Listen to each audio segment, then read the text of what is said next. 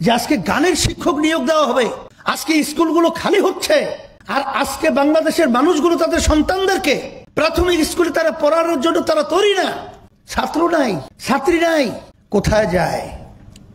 এখন আপনারা বোঝেন না, বাংলাদেশের মানুষ কিন্তু ইসলামের পক্ষে মনের দিক থেকে, মানসিক দিক থেকে, সব দিক থেকে তৈরি হয়ে অপেক্ষায় আছে।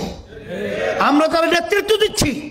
যদি আজকে আমরা তাদেরকে সঠিক পথে পরিচালনা করতে ব্যর্থ হই, ভবিষ্যৎ প্রজন্ম আমাদের যখন ইতিহাস রচনা করবে, তখন আমাদের ব্যাপারে কলঙ্ক, ধিক্কার জানিয়ে ইতিহাস রচনা করবে।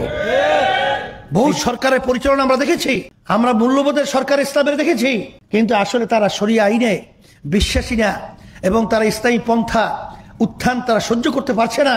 সম্মানিত উলামায়ে কেরাম, যারা বিশেষ করে দেশ, জাতি, ইসলাম নিয়ে রিসার্চ করে গুরুত্বপূর্ণ আলোচনা তারা রেখেছেন। কথা বেশি লম্বা না বলে সংক্ষেপ বলছে, আকলমাদ ইশারা বাস আস্ত, যে নাকি জ্ঞানী হয় অল্প কথার মাধ্যমে পুরো বিষয়টা বুঝতে পারে।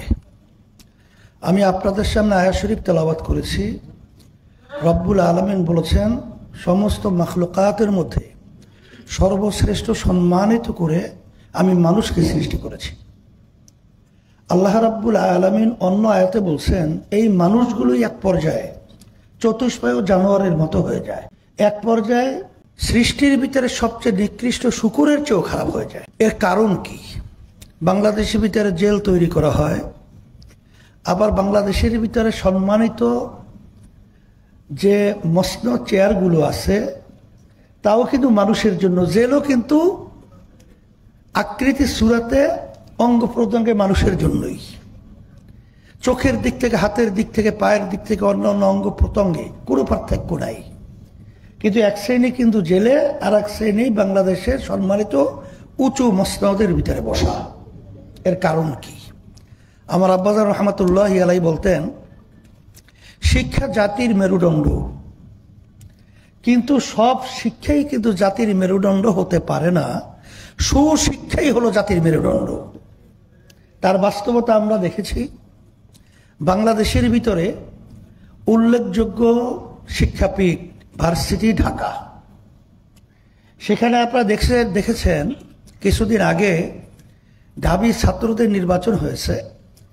ভিসি কত বড় একটা উচ্চ সম্মানিত পদের দায়িত্বে পালন করে, একটা সংগঠনের ছাত্র দলের সভাপতি, সেই এত বড় সম্মানিত ব্যক্তির সামনে তার আচরণটা, এটা কি বাংলাদেশের কোনো মানুষ এটাকে গ্রহণ করবে ভালো হিসাবে, না খারাপ বলবে? তাহলে বোঝা গেল যে ওর শিক্ষাটা আসলে এমন শিক্ষায় শিক্ষিত হয়েছে যে এই শিক্ষার মাধ্যমে কোন জায়গায় কি আচরণ করতে হয়, ব্যবহার করতে হয়, এটা ওকে শেখানো হয় নাই। এই জন্য আমি পরিষ্কারভাবে বলছি, শোনেন, যেই শিক্ষাটা ছোটবেলায় দেওয়া হয় ওটা পাথরে অঙ্কন করলে যেরকম কোনোদিন মুছে যায় না, এইভাবে ছোটবেলায় যে শিক্ষাটা দেওয়া হয় এটাও কোনোদিন ধ্বংস হয় না। ছোটবেলার শিক্ষাটার গুরুত্ব কি? 2024 ফ্যাসিস্ট আওয়ামী লীগ সরকার যখন পাতানো নির্বাচন তৈরি করেছিল, তখন প্রধানমন্ত্রী শেখ হাসিনার পক্ষ থেকে আমাদের কাছে পাঠানো হয়েছিল নির্বাচনে নেয়ার ব্যাপারে। সেখানে প্রধানমন্ত্রীর পক্ষ থেকে যখন আমাকে নিয়ে বসবে, তখন আমি শর্ত লাগিয়েছিলাম যে তাদের নির্ধারিত প্রস্তাবিত জায়গায় আমি বসবো না, আমরা যেখানে বলবো সেখানে তাদের বসতে হবে। আমাদের প্রস্তাব মেনে তারা বসছিল। বসার পরে আমি দেখতেছিলাম যে তার কপালে নামাজের দাগ দেখা যায়। তা আমি প্রশ্ন করলাম যে আপনার কপালে তো নামাজের দাগ দেখছি, তাহলে তো মনে হয় আপনি নামাজ পড়েন। তখন সে বলতেছিল, হুজুর আমি 7 বছর বয়স থেকে আমি নামাজ পড়ি। কিভাবে? বলে, হুজুর আমি যদি নামাজ না পড়তাম, আমার মা আমার জন্য ঘরে ভাত পাক করতো না। আমার মাকে আমাকে নামাজি বানাবার জন্য চেষ্টা করেছে, সেই থেকেও যে আমি নামাজ পড়ি, নামাজ ছাড়ি না। তখন আমি বলতেছিলাম, তাহলে তো আপনার সঙ্গে কথা বলতে ভাই ভাই হিসেবে আমার সাহস বেড়েছে। কিন্তু যদি ওই ঢাবি নির্বাচনের বিশেষ সামনে যে আচরণকারী, ওদের সামনে কথা বলার কোনো পরিবেশ থাকে না। তখন আমি বলতেছিলাম যে আপনারা এই পাতানো নির্বাচনে প্রধানমন্ত্রীর পক্ষ থেকে আসছেন, আমাদেরকে সেখানে ঢুকাবেন, সিট দিবেন এবং এমপি বানাবেন, অনেক কিছু আমাদেরকে অফার দিয়েছেন এবং সে বলতেছিল যে দায়িত্ব হুজুর আমি নেব, আপনাদের যেখানে যেখানে পদ থাকবে মানে প্রার্থী থাকবে তাকে এমপি হিসেবে বানিয়ে নেওয়ার দায়িত্ব আমি নেব। আমি একটা হাস দিয়ে বলছিলাম যে একটা কথা আপনাকে বলি শোনেন, যে বর্তমান সরকার কোন প্রেসক্রিপশনে চলে ব্যাখ্যা আমি অত যাব না, আমাদের দেশে প্রেসক্রিপশন না, এই প্রেসক্রিপশন অন্য জায়গায় হয়, এখানে বাস্তবায়ন হয়। আপনি পরিষ্কার জেনে রাখেন, ইসলামী আন্দোলন বাংলাদেশ প্রতিষ্ঠিত হয়েছে 1987 সাল, অদ্যাবধি পর্যন্ত কোনো ফ্যাসিস্ট, কোনো চাঁদাবাজ, কোনো খুনি, কোনো মিথ্যুক জালেম, দেশের টাকা পাচারকারী তাদের ক্ষমতায় যাওয়ার জন্য সহযোগী ইসলামী আন্দোলন বাংলাদেশ প্রতিষ্ঠা থেকে শুরু করে কখনো হয় নাই। সিঁড়ি হিসাবে ব্যবহার আমাদেরকে করবে আর ক্ষমতার মস্তকে যাবে, এই দুর্নীতিবাজদের কখনোই সহযোগিতা আমরা ছিলাম না, এখন আমাদেরকে পাবেন না। এক পর্যায়ে বলতেছিলাম যদি আমাদেরকে সরকার চাপ প্রয়োগের মাধ্যমে এর ভিতরে ঢুকিয়ে ফেলে তাইলে এই দেশের পক্ষে, মানবতার পক্ষে, দেশের কল্যাণের পক্ষে কে কথা বলবে, কারা বলবে, সেরকম একটা আপনি দল বের করে দেন। তখন এক পর্যায়ে সে প্রশ্নের উত্তর না দিতে পেরে তখন বলছে হুজুর আপনাদের অবস্থানটা আমরা বুঝেছি, প্রধানমন্ত্রীকে এভাবেই বলবো। আলহামদুলিল্লাহ এরপর থেকে খুব একটা ডিস্টার্ব করে নেই, আমরা আল্লাহ মোটামুটি নিরিবিলি থাকছিলাম।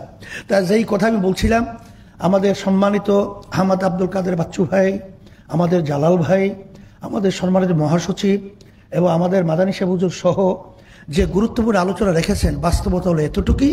আমরা কতদিন জেলে থাকবো, কতদিন আমরা দাবি তুলব, আসলে বাস্তবতা হলো এই 5ই আগস্টের পরে 2024 এখন ইসলামের পক্ষের একটা মাঠ কিন্তু তৈরি হয়েছে। আসলে মূল জায়গায় যদি না থাকা হয় তাহলে এখানে আমরা চিল্লাচিল্লি করতে পারবো, জেলে যেতে পারবো, আমরা শাপলা চত্বর ঘটাতে পারবো, কিন্তু ওদের কাজ ওরা করেই যাবে। এর জন্য আলহামদুলিল্লাহ আমি সকল গুদার আহ্বান জানাবো, আসেন যে আজকে দুঃখ যে আজকে গানের শিক্ষক নিয়োগ দেওয়া হবে, আজকে স্কুলগুলো খালি হচ্ছে, আর আজকে বাংলাদেশের মানুষগুলো তাদের সন্তানদেরকে প্রাথমিক স্কুলে তারা পড়ানোর জন্য তারা তৈরি না। দিন আর দিন আমাদের বাড়ির সামনে প্রাইমারি স্কুল, ছাত্র নাই, ছাত্রী নাই, কোথায় যায়?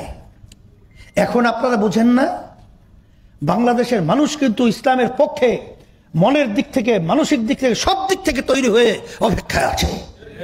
আমরা তার নেতৃত্ব দিচ্ছি। যদি আজকে আমরা তাদেরকে সঠিক পথে পরিচালনা করতে ব্যর্থ হই, ভবিষ্যৎ প্রজন্ম আমাদের যখন ইতিহাস রচনা করবে তখন আমাদের ব্যাপারে কলঙ্ক, ধিক্কার জানিয়ে ইতিহাস রচনা করবে।